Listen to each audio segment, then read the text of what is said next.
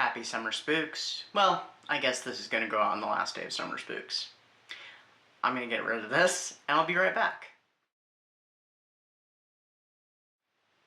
Hi, I'm E.D. Lewis, and welcome back to my channel, and it's the last day of Summer Spooks. Well, I'm actually filming this on Friday evening, but it's Saturday when you're seeing it. So it is the last day of Summer Spooks.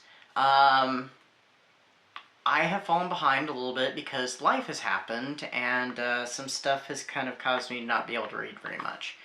So I am not going to be able to finish my last read, but technically I did fulfill all the prompts already. Oh, well, except for the one. I have yet to watch something, but I've given myself until Saturday evening to watch something.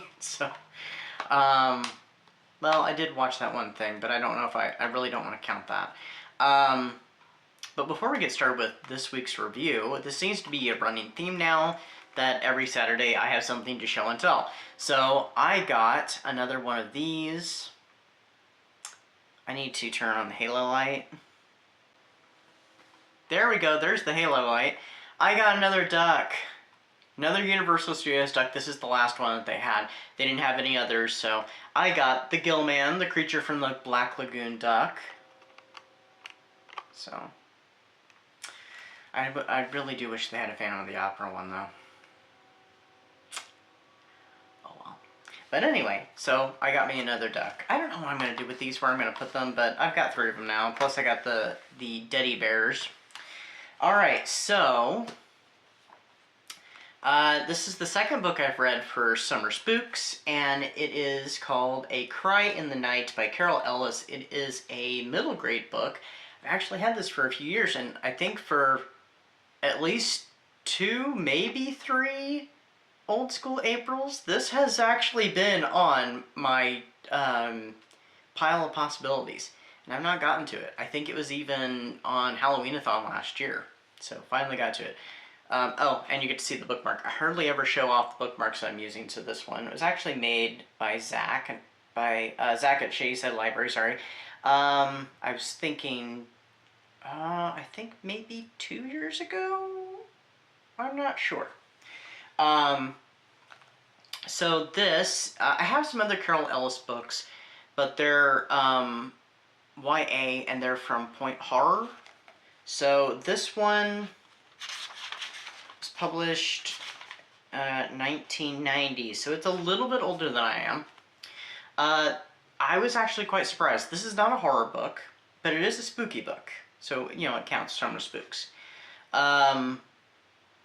This one tells a story about a girl named Molly Bishop, who, her and her family are going off on this little vacation to a town in Massachusetts, not Salem, though Salem is mentioned. It's a town called Linton, and they've got kind of a, what do I want to call it? They've got like Old Linton Village is what they got, and you know, it's something kind of like in Wednesday, how they had that, what was the name of that little Puritan thing they did that was like old, I can't even think of the name of the town in that show. But it's like that, where they, you know, they dress in the style and they go about showing what life was like, and they have the stocks and the dunking stool thing, and just, you know, kind of this education thing. So it's very historical.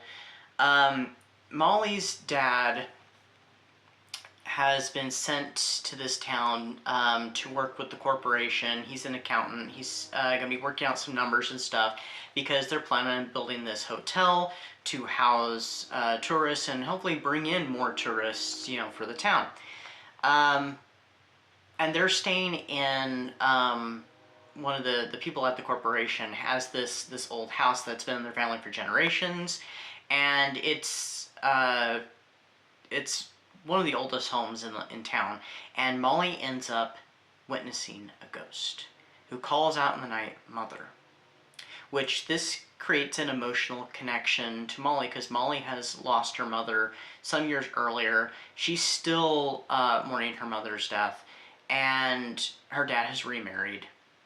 She also has a little brother, by the way, but she's having a tough time getting used to her father's, wife, her stepmother. But they never refer to her as that. Though she's a really nice lady and stuff. She's actually a lawyer. And so she builds this emotional connection with the girl, and she wants to find out about this girl. So she starts doing the research into the house and stuff, and into the village itself, and she just discovers a crime. And so this book I would call it like a supernatural mystery or paranormal mystery. So she discovers this crime, and I can't tell you much more without spoiling it, but there's been a huge injustice done, and she wants that wrong to be righted. So that's very much what this is about. It's, not just about acceptance and about loss, but it's also about righting wrongs. And I think that has, it has a connection to, things that are going on today. And it has a connection with marginalization. So I think this is a very important book with a very important message. And I honestly didn't know what this book was about. I didn't even read the back. I still have not read the back. I've only read Molly Bishop on the back. That's the first 2 words of that synopsis. This book was quite surprising, and it had a nice message behind it. I didn't know if it was going to be, scary, like a middle grade horror. It's not. It's not horror. It's spooky. It's a mystery with a spooky edge.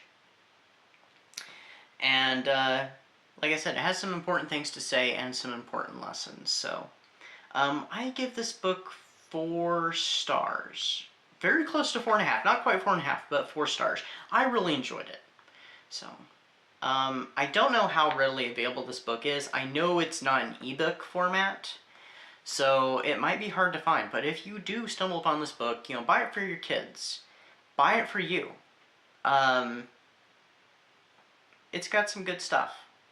So I'm very glad that I chose it for Summer Spooks, and it also actually worked for 2 prompts. The ghost prompt. It also worked for the summer activity, or the physical activity prompt, a book or story with, featuring a beach, a physical activity, or summer camp. They go swimming, and I count that. They go to the local pool. It's hot. This book, I don't think actually technically takes place during summer. It doesn't seem like the kids are in school. And I don't know. So it's not really clear what time of year it's taking place, but they do say it's hot. And that, I feel like, very relatable, because it's been hot lately. So, this very much worked for summer. And, like I said, they go swimming to cool off, and they're there for hours and stuff. So, I mean, it fit both prompts. So it was perfect. I'm glad I read this. It's taken me so long to read it, and I'm glad to finally have gotten to it, and I don't regret it. So anyway, that is today's review. I hope everybody has been enjoying Summer Spooks. I will probably do a wrap-up. I will eventually finish the book that I'm currently reading, and I will review it. It is a Fear Street book. If you watched my pile of possibilities, it is there. It's one of the books that I picked out for that. So yeah, tell me what you've watched, what you've gotten up to, what you are still planning to today for our last day of Summer Spooks. Let me know in the comments, and let me know if you've read this book and what you thought of it. Anyway, that's what I've got. So stay safe, stay spooky, and I'll see you then. Bye-bye.